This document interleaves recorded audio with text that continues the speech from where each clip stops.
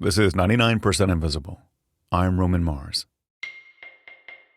It's the most wonderful time of the year. It's mini-story season. Gather the kids around the fire because we have a year-end mix of short stories about a rogue architect, spooky kitchens, a 100-year-old music streaming service, and the crazy way the French tried to make telling time less crazy. Let's go.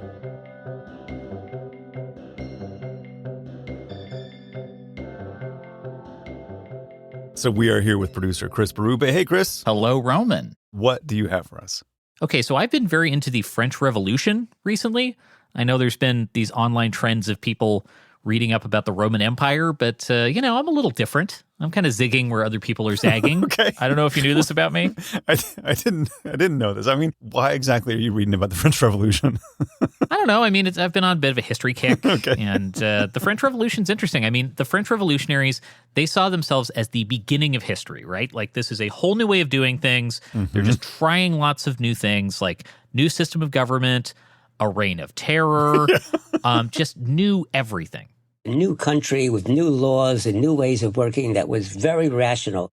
Roman, that is Don Norman, the author of a book called The Design of Everyday Things and a favorite of 99% Invisible. Absolutely. I mean, my friend in college giving me a copy of The Design of Everyday Things is probably one of the reasons why this show exists. I mean, he's that pivotal. He's like our spiritual godfather. Totally. And Don actually talks about the French Revolution in that book because as part of this new rational society they were building, the French introduced an idea called decimalization, which is a system of measurements that uses 10 as the base number. So they switched everything. That's where that's where grams and kilograms comes from, and meters. So the idea behind that is when things are divisible by 10, it's just easier to do math. Guess what? I have 10 fingers. So this base system of 10, decimalization, is where the metric system comes in. They also had this idea for something called decimal time. Huh. So, Roman, in a standard day, like we have now, yes, we have 24 hours. Each hour has 60 minutes, and each minute has 60 seconds. Correct. I am familiar with that one. Yes.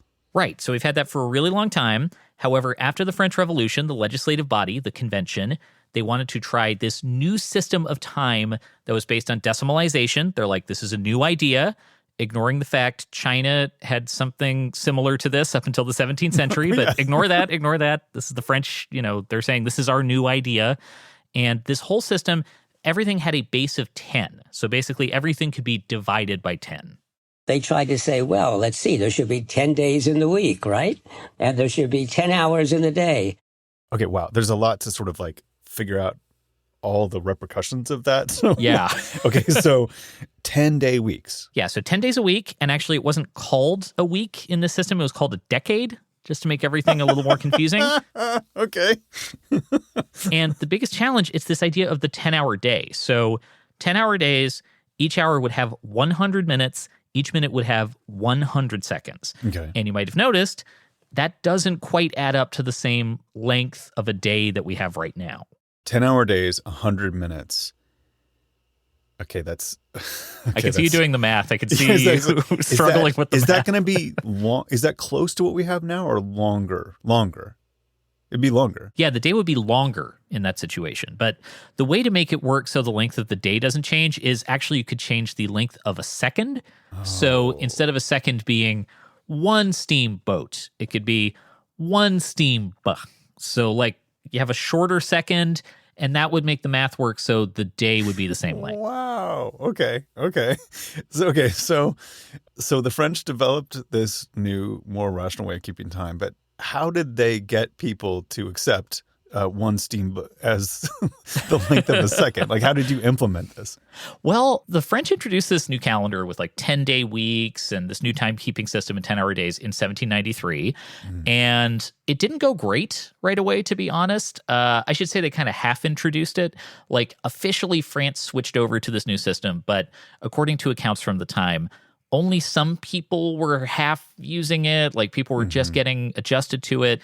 And to help ease the transition, they actually made up these special clocks that had both the systems of time on the clock face. So, Roman, take a look at this. Okay.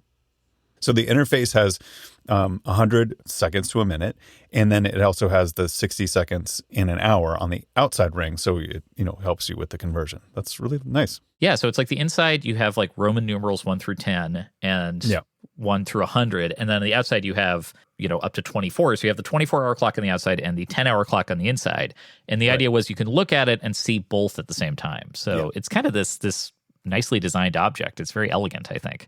It's clever. It's complex, but the complexity is for a reason. So it's a transitional piece. So, given that you had these nice little clocks sent out to people to help them convert, what was the resistance like? Yeah, I mean, just imagine completely switching your understanding of time in a day. I mean, the issues are kind of exactly what you'd expect. Like, there's international trade, so you can't really sync up with other countries that are using a completely different way of timekeeping, right?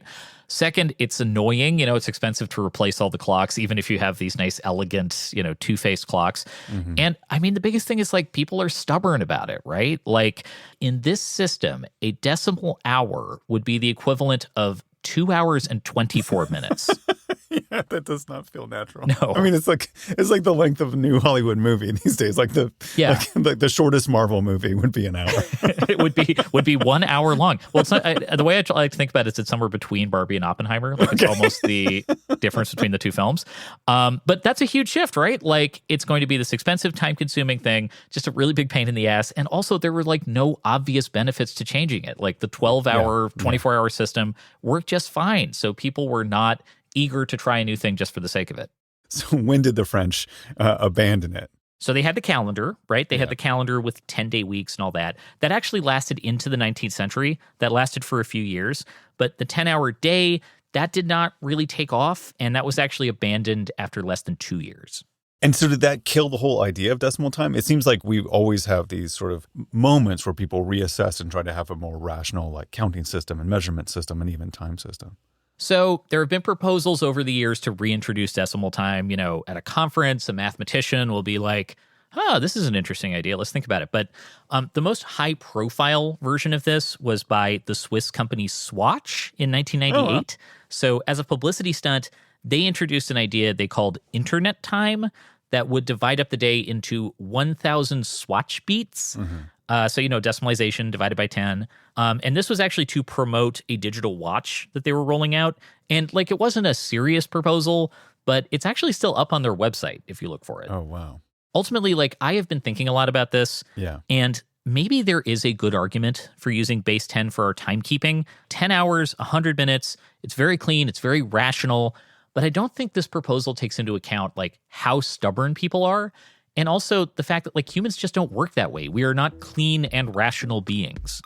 We're going to force our world of mechanics and digitalization and logical thinking upon poor little humans who are illogical. They don't think logically. They have emotions and all that. And no wonder it didn't catch on, because logic is wonderful for the intellectuals who live in their little towers, but not for the everyday person who wants to. Come on, when I go to France, do they behave logically? No, we have these wonderful breakfasts. They know what's important and what's not important. They enjoy life. Yes, that sounds very true and very sort of our experience with design is you can have big, lofty ideas, but in the end, when it's sort of grafted on our, silly and capricious world, it just does not work. Yeah, exactly right. Thanks you for always bringing us up, silly and kind of profound ideas all in one package. Oh, of course. Thanks, Roman. And it's my pleasure. I just wanted to say before we go, a big thank you to Don Norman. He has a new book that just came out earlier this year called Design for a Better World. And I will say it is very much worth your time. Okay, I'll allow it. Okay, sounds good. Thanks, Chris. Thanks, Roman.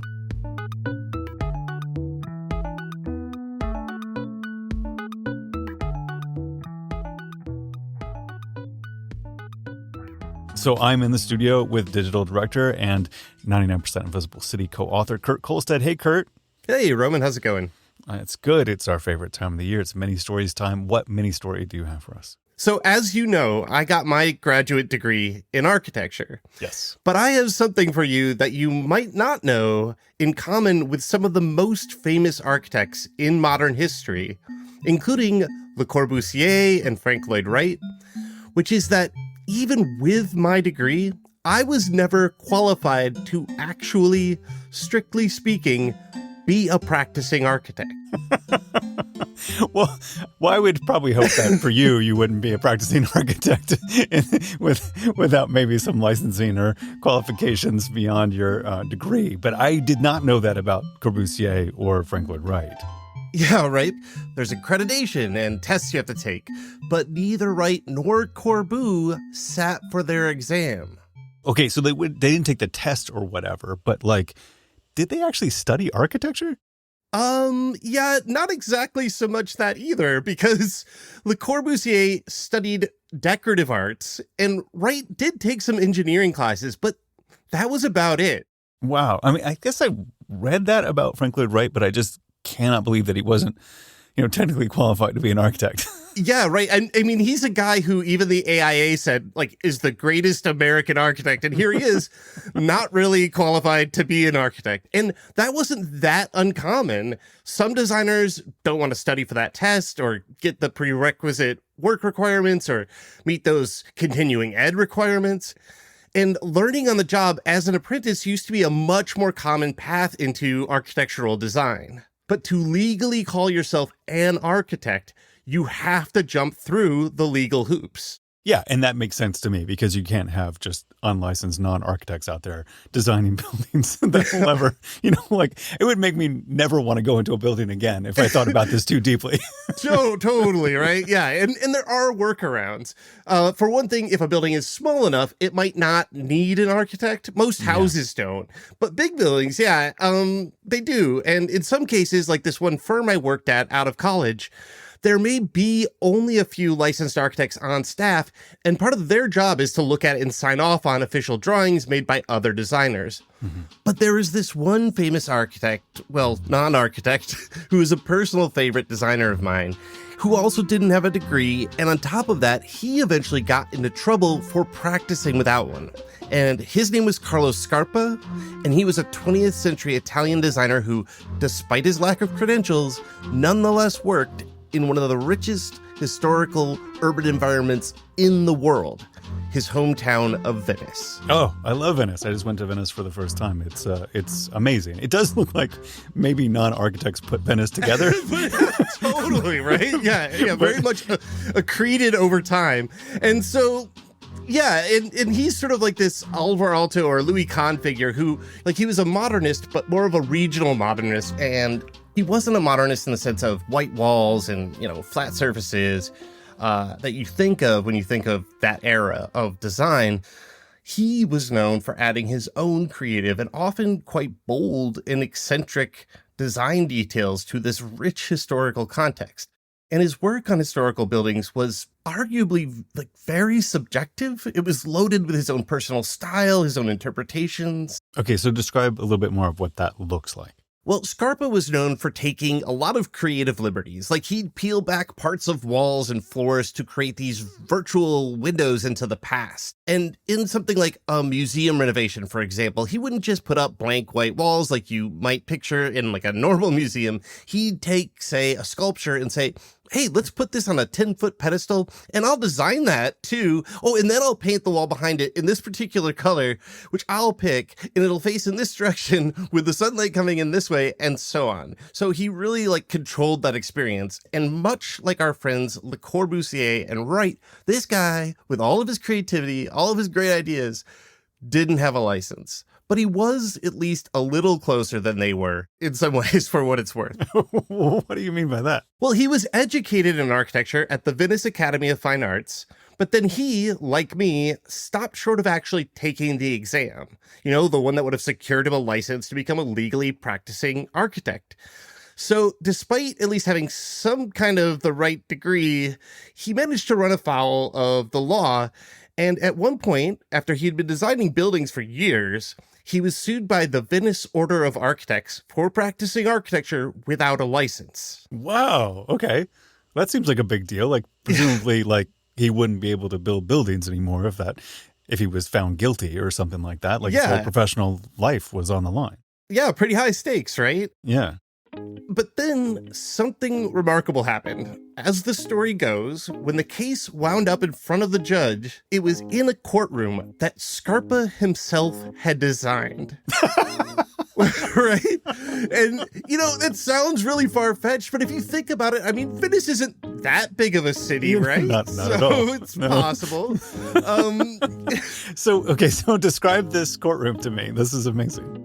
The thing is, it wasn't grand or ostentatious, but it was executed with a lot of care for details, which is really what Scarpa was all about. Here, check it out. Okay, let me take a look at this thing. Yes, okay, so what I see here is, it is pretty modern. It doesn't have like the high ceilings of a lot of like Italian architecture does. It's Right. lots of wood, lots of straight lines. It looks like the office of a mid-century modern building. It's lovely. Yeah. And it's all about, like, it's not too over the top, right? Yeah, it is pretty elegant and simple overall, with these laminated wood seats and desks with expressive joinery. But it's the little things, as usual, where his designs stand out, like the doorknobs at the entryway, which are geometric and complex, sort of like ornate little modernist sculptures. And like, say, Alvar Aalto, a lot of attention is paid to where people will touch the design, right? Like the wood where you run your fingers along the chair or the banister. So set the scene for me. He's in court trying to defend himself for practicing architecture without a license. He ends up being tried in a room that he designed. He's sitting there with the judge. He's sitting in a chair he designed with its nice joinery and all. What happens? Well, apparently he didn't have to do a lot of work to defend himself, because the judge sort of sat there and looked around the room and reckoned that Scarpa seemed like a pretty good architect as far as he could tell. And so he dismissed the case. That's amazing. Right? He's like Exhibit A, and then he gestures broadly, Totally. And to add to that, I read that the lawyer who was representing Scarpa was also so impressed that he ended up hiring Scarpa to design his own house too. That's amazing. Okay, so he wins because of the great example that he's sitting in, and he keeps practicing architecture. Like, what does he end up doing after that? So he kept up this sort of signature creativity and this orientation towards detail and this kind of quirky charm, even up until he died at the age of 72, and kind of after as well. Even after he died? Oh, what do you mean by after he died? Well, he designed his own burial plot, for example, and he incorporated this kind of drainage hole into the lid of the coffin cover, and visitors were encouraged to come share a glass of wine with him after he had passed away, by basically pouring one down into this drain and giving him a drink and then having their own drink. And in any case, I just think it's really charming, like how he was really creative up to and through the end. That's amazing. Right? I like this guy. Yeah, he is fantastic. I mean, if you're ever in Venice, you should really go and pour one out for the guy. Yeah, or pour one on him, I guess. Yeah, pour one on him, as it were. That's amazing. I love it. Well, this is such a great story. Thank you so much, Kurt. Thank you, Roman.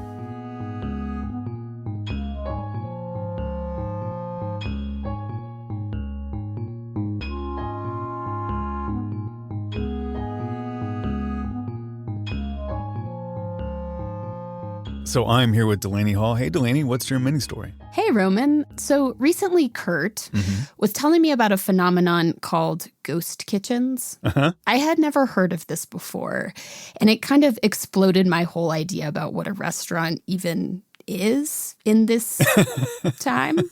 And it was a very confusing experience researching these things, and so that's what I'd like to talk with you about today. Okay. Well, let's start with what you found. Like, what is a ghost kitchen? So ghost kitchens have a few names. They're sometimes known as dark kitchens or virtual kitchens, cloud kitchens. And they're a relatively new trend in the restaurant industry that seemed to really take off during the pandemic. That was because of the popularity of delivery services like DoorDash and Uber Eats.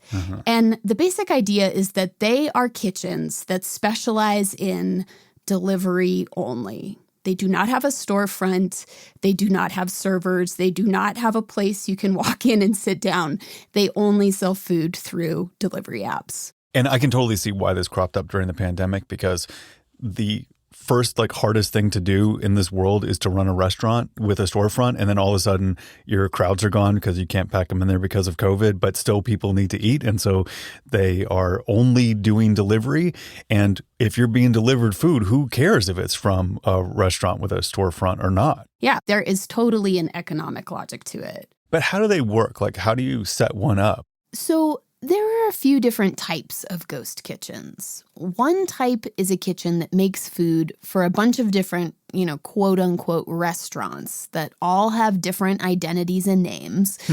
And those restaurants are basically hanging their digital shingle out on services like DoorDash or Uber Eats.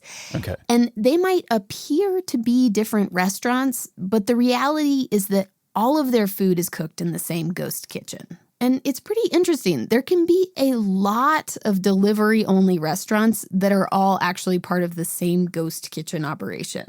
So as an example, I watched this video by Eddie Burback. He's a comedian and a YouTuber who did, I have to say, this surprisingly deep dive investigation into ghost kitchens. And he basically scanned delivery apps looking for restaurants in LA that all listed the same address.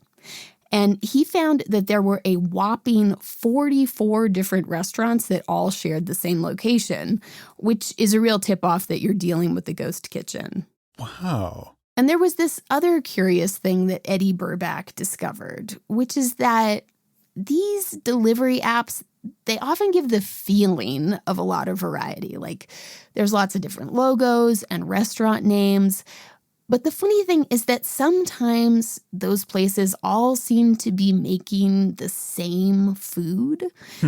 And the way he discovered this is that Eddie started looking at the menu items from supposedly different restaurants that were all based at the same location. And he found that they all seemed to have the exact same beer-battered cod sandwich. Like, it's all the same picture. It's all the same price, the exact same description, which is a beer-battered North Atlantic cod, slaw, red and white cabbage, lemon herb aioli, and a brioche bun. And a brioche bun. So I looked at another obvious choice at the same address, at Sunset Beach Fish and Chips. And would you look at that? There's a beer-battered cod sandwich for $16.95. That is a beer-battered North Atlantic cod, slaw, red and white cabbage, lemon herb aioli, and a brioche bun. Interesting. Two separate restaurants on Uber Eats, appearing to be completely separate businesses, selling the same item with the same description for the same price. So I looked at another place that had a beer-battered cod for $16.95, same description. And I looked at another place and another place. And he finds that, like, again and again. And so Eddie ends up ordering 9 seemingly identical cod sandwiches from supposedly 9 different restaurants, but they're all based at the same location. That is very weird. It's so weird. And it makes you wonder why a single ghost kitchen would market the exact same sandwich, but make it appear to come from all these different restaurants, right? The way that it makes sense to me is that the way you use those apps, you sort of go into a restaurant and you explore it. It's not like you're necessarily looking for a cod sandwich and then you're comparing across restaurants. Right. Almost like you're in a restaurant itself trying to decide. And so if they want to sell that cod sandwich and they have lots of cod sandwiches available to be sold, it makes sense to put them in, as many restaurants as it seems appropriate. 9 seems excessive. Yeah, I think the whole thing has a kind of flood the zone feeling to me. Like, yeah, totally. If someone's wanting a cod sandwich, the chance of them picking a cod sandwich from your kitchen goes up if you're offering the same sandwich, but 9 times. And so, yeah, there's just a quality of these restaurants that feels like it has sort of tech optimization vibes. It's like they're trying to SEO hack these delivery apps. And, that's not surprising because many of these ghost kitchens are owned by tech startups. Oh, okay. They're not actually like some new form of restaurant. They really are just another form of tech. Yeah, in a lot of ways. Like, I think you can find an individual owner of ghost kitchens, but there are big players involved with deep connections to the tech industry. So Travis Kalanick, the former chief executive of Uber, has been working on Cloud Kitchens, which is a ghost kitchen startup. Or there's also Reef Technology, a startup that includes multi-brand kitchens. This is very much a world where restaurants meet tech. And this trend is also intersecting with traditional brick and mortar restaurants in interesting ways. So there's another type of ghost kitchen I'll tell you about, and it actually runs out of existing restaurants. Okay, tell me more about those. So what's happened is that some of the most popular chain restaurants out there, and these are places with actual restaurants you can eat in, they've decided to cash in on this trend.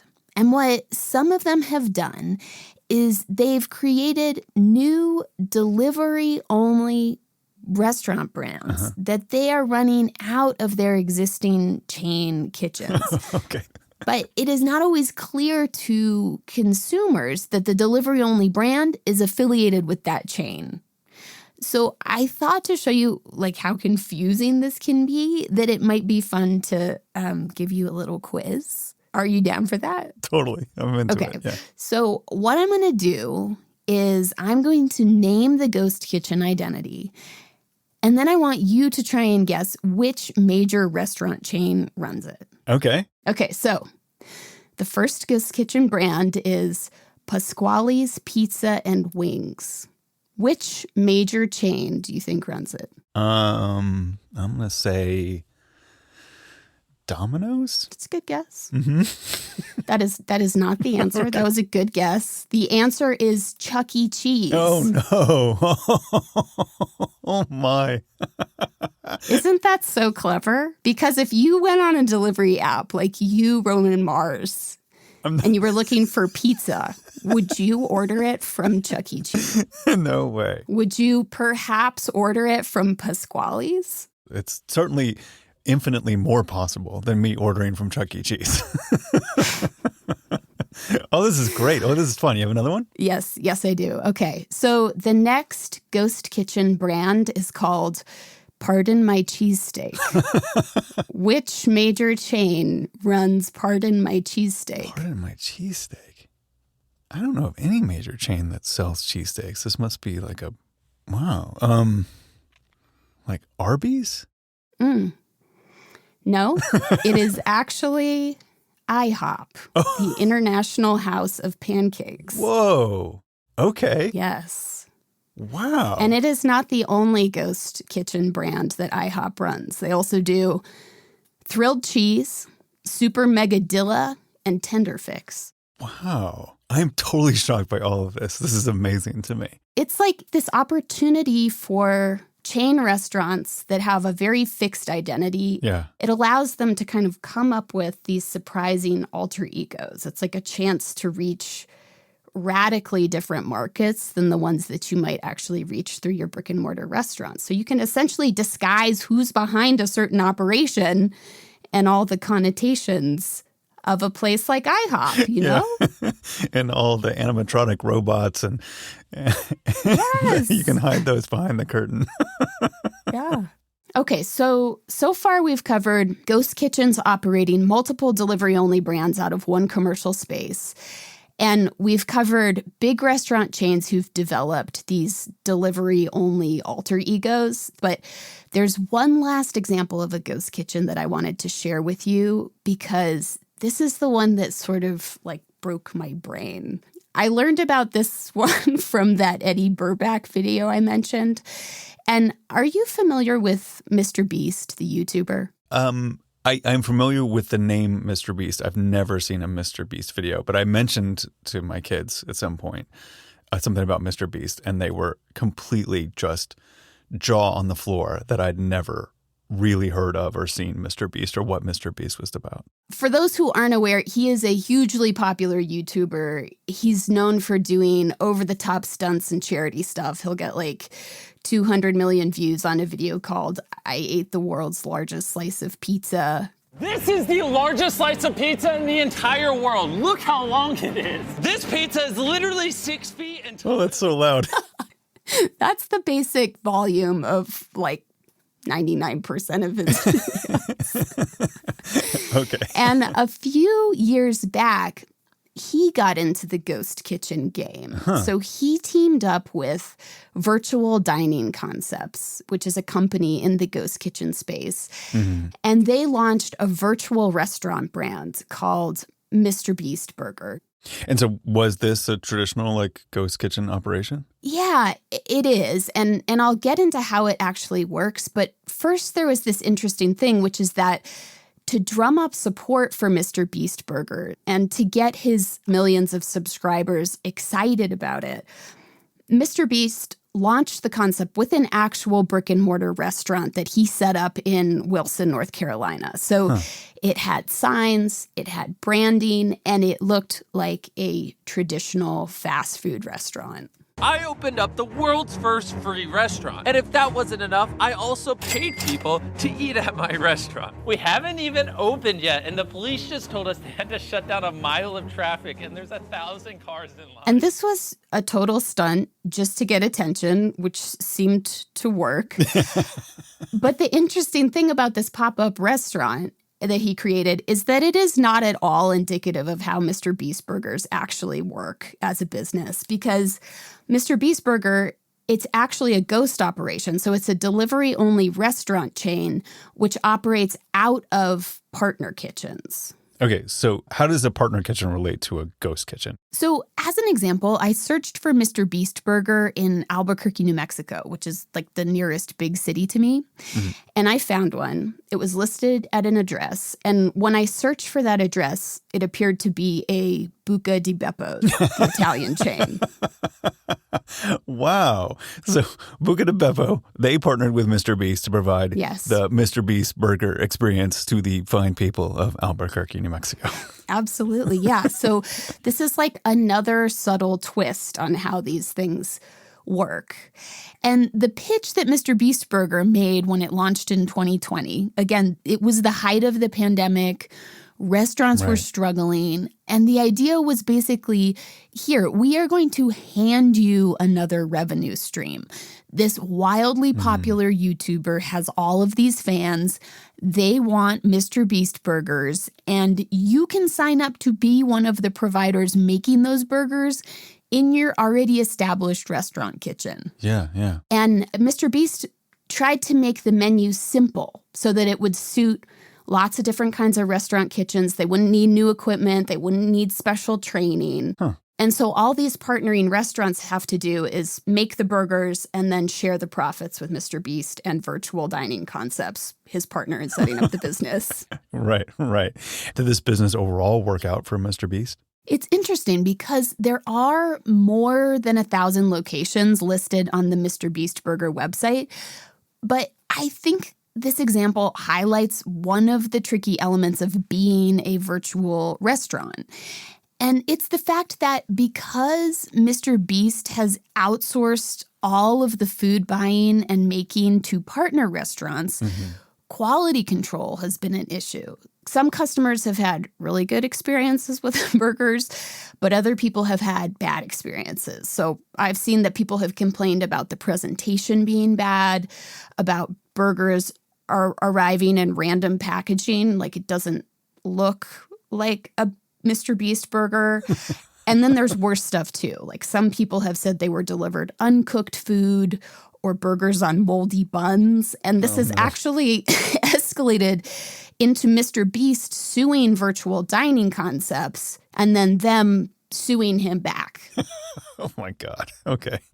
Wow, that's fascinating. Yeah, it's an evolving realm. You know, there's some kinks to be worked out. Well, I mean, there's something about the accountability of a place in physical space that is important, especially when you're talking about something as sort of fundamental as food. Yeah, I think what's interesting about it is that there does seem to be something deceptive about the whole ghost kitchen concept. Like, my old-fashioned expectation of a restaurant is that it is a place. staffed by people who are trained to create a particular kind of food, that there's just this single integrated entity responsible for the quality of what I'm about to eat. And with ghost kitchens, it's just different. Like, it might be a commercial kitchen appearing to be lots of different quote unquote restaurants. It might be a Chuck E. Cheese masquerading as a Pasquale's. It might be an Italian chain, like making my burger and slapping a Mr. Beast sticker on it. Yeah, it's very unusual. It's just a strange new world. Well, I'll be on the lookout because now I'm like going to be really curious as to what I'm actually ordering from and is it an actual restaurant or not. Thank you so much, Delaney. I appreciate it. You're welcome. Thanks for having me, and we'll make sure to post some of the videos we mentioned in our conversation on the website. Absolutely. We are indebted to Eddie Burback. Thanks for taking this on.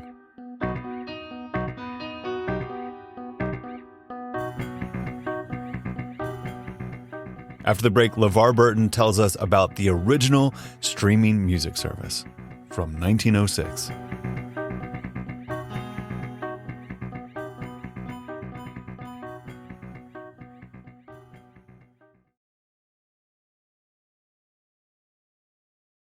Our next story is from friend of the show, LeVar Burton. He's got a new fiction podcast for kids and families called Sound Detectives. In it, he plays an inventor who helps an unlikely pair of detectives return stolen sounds to the world.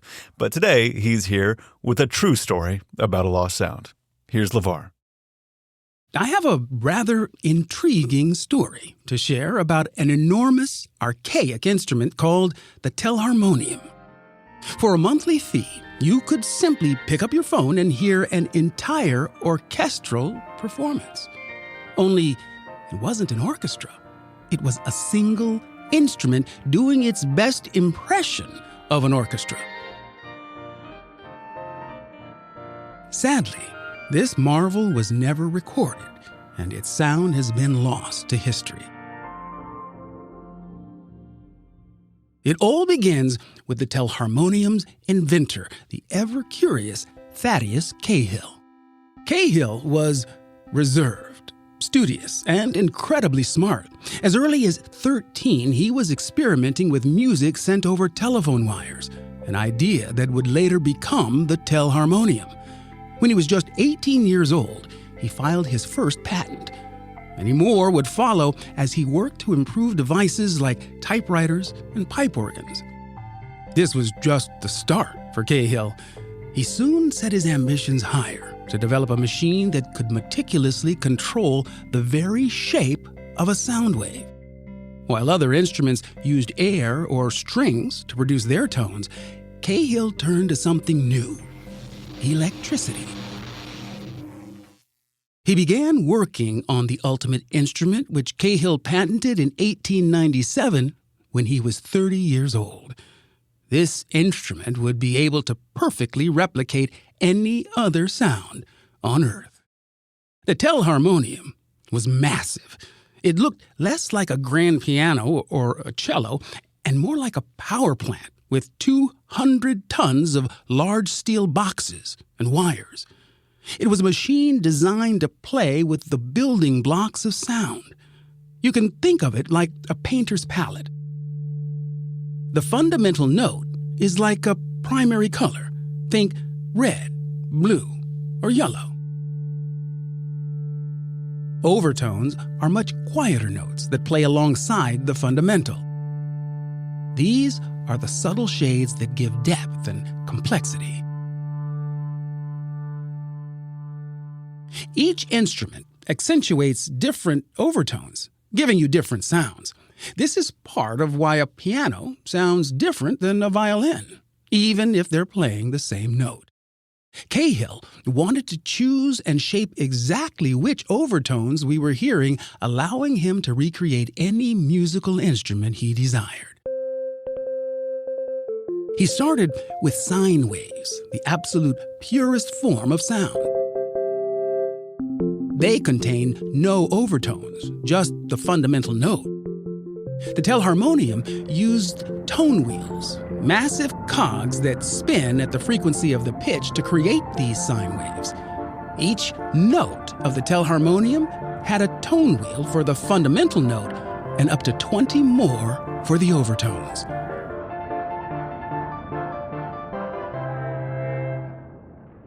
This was all made a few years before the amplifier, meaning the telharmonium had to create an electrical current so strong that it wouldn't need to be amplified. To make that many notes that loudly required a large and expensive machine. Cahill built a prototype and organized a demonstration. He played Handel's Largo for an audience of potential investors. While we can't play you an actual recording, we imagine it sounded something like this.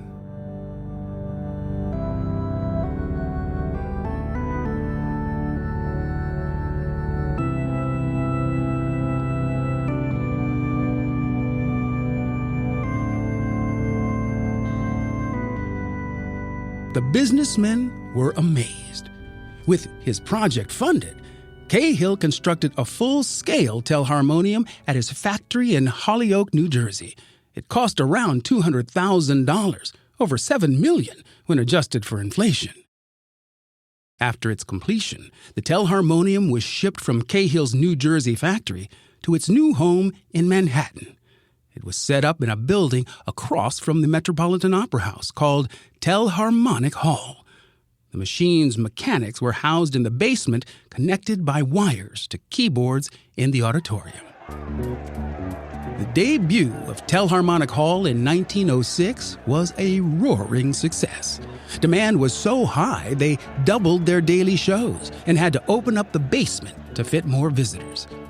One notable fan of the telharmonium was author Mark Twain, who wrote, "Every time I see or hear a new wonder like this, I have to postpone my death right off. I couldn't possibly leave the world until I have heard this again and again." Part of Cahill's plan was a bold new idea, a musical subscription service. Telharmonic wires were strung up alongside telephone wires, and subscribers could pay a monthly fee to listen at home, on their phones. And at least one hotel was constructed with telharmonic service available in every room. However, despite its novelty, there were a number of problems that plagued the telharmonium.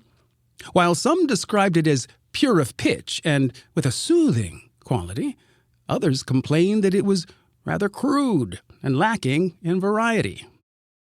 It was also hard to play, requiring two people to operate keyboards that were completely different from a piano or an organ.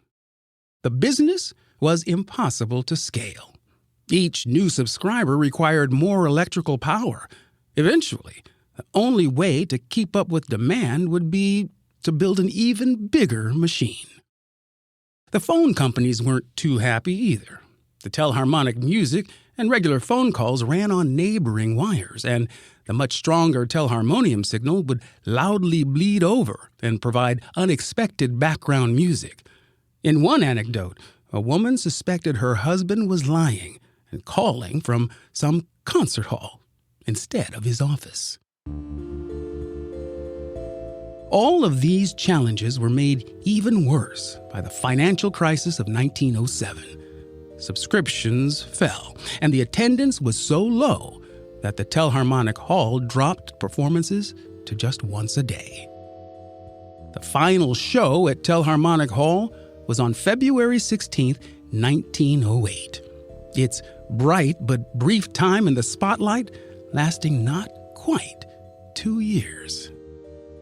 Cahill tore down the telharmonium and retreated back to Holyoke. He began working on a cheaper and more efficient third model. In 1911, Cahill spent 5 months disassembling, transporting, and reconstructing this third telharmonium in New York, this time connecting it to Carnegie Hall. It received little fanfare.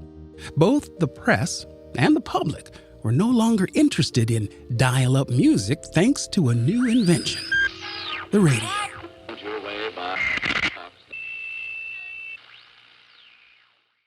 A few years later, Cahill's company filed for bankruptcy with over $100,000 in debt, nearly $3 million today.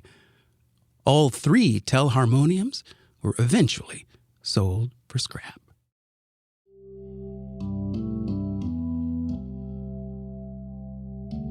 Cahill died in 1934. That same year, the Hammond organ was invented, which used tone wheels coupled with newly developed amplifiers to make a similar and much more manageable instrument. It also used overtones to imitate pipe organs, but at a fraction of the size. It was intended for churches, but then broke out as a staple of rock, soul, and blues music.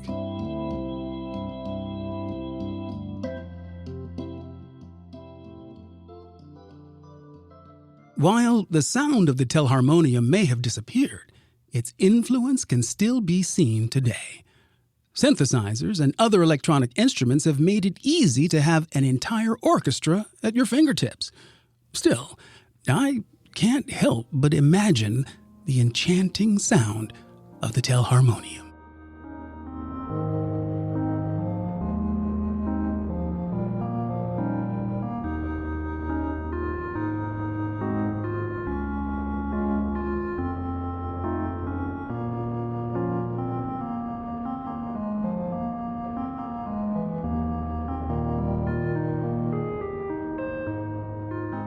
If you and your kids want to help LeVar find missing sounds, be sure to check out his new podcast, Sound Detectives. You'll meet Detective Hunch and Audie, a literal walking and talking human ear, and you may also hear a familiar voice. Let's just say, I think I'd be a pretty good flight attendant. The first season of Sound Detectives is out now, wherever you get your podcasts.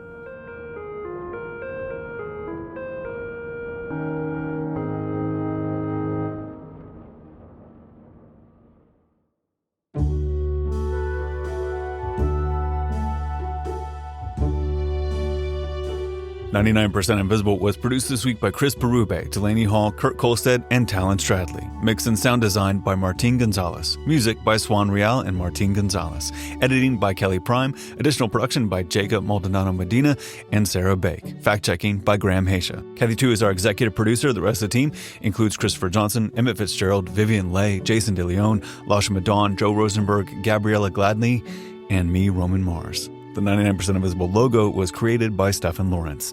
Special thanks to LeVar Burton, Julia Smith, Isabel Redmond Dolce, and Josephine Martirana. We are part of the Stitcher and SiriusXM podcast family, now headquartered 6 blocks north in the Pandora building in beautiful uptown Oakland, California. You know what's really beautiful about Oakland right now? The Oakland Roots Soccer Club. Other teams come and go, but the Roots are Oakland first, always. We're on all the usual social media sites, but why spend your time doom scrolling there when you could visit somewhere good instead? 99pi.org. See you next year.